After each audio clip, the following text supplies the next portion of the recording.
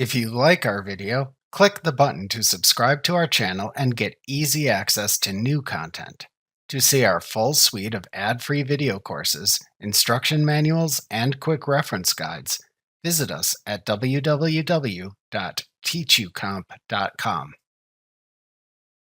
Classes in QuickBooks Online Plus let you categorize transactions.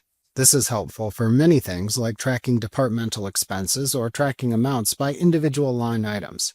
To enable class tracking in QuickBooks Online Plus, click the Settings button in the QuickBooks Online toolbar, and then click the Account and Settings link under the Your Company heading to open the Account and Settings window. Click the Advanced button in the menu at the left side of the window. Then click into the Categories section to the right to activate its settings. Then click the Track Classes toggle switch to set it to the On position. To show a warning if a transaction is saved without a classification, check the Warn Me when a transaction isn't assigned a class checkbox. To choose how to assign classes in transactions, use the Assign Classes dropdown to select either the One to Each Row in Transaction or One to Entire Transaction choice. To classify line items, select the One to Each Row in Transaction choice. To classify an entire transaction, instead select the One to Entire Transaction choice. To save your changes, click the Save button in this section. Then click the Done button in the lower right corner of the Account and Settings window to close it. To manage the classes in QuickBooks Online Plus, click the Settings button in the QuickBooks Online toolbar, and then click the All Lists link under the Lists heading in the menu that appears to open the Lists page. Click the Classes link in the Lists page to open the Classes list page. To create a new class, click the New button in the upper right corner of the Classes page to open a class window. Enter the name of the class into the Name field.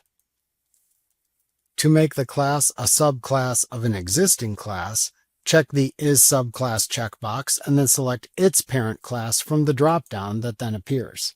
It is important to note that when creating subclasses, you can only have 5 levels of subclasses, including the top or parent class. To save the new class, click the Save button.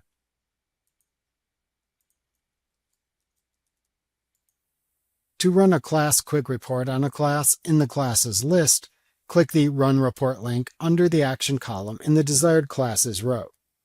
To edit an existing class, click the drop-down under the Action column for the Classes row, and then select the Edit link to open the class window again.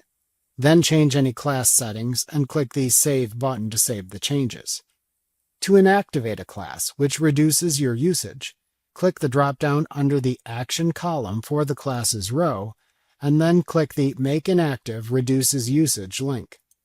Then click Yes in the confirmation window that appears to confirm your choice. To reactivate an inactivated class if needed, click the Settings button in the upper right corner of the Classes list. Then check the Include Inactive checkbox in the drop-down menu that appears. Doing this then shows the inactive classes in your classes list. Then click the Make Active link that appears under the Action column in the Inactivated Classes row. Remember to click the subscribe button to see more of our videos.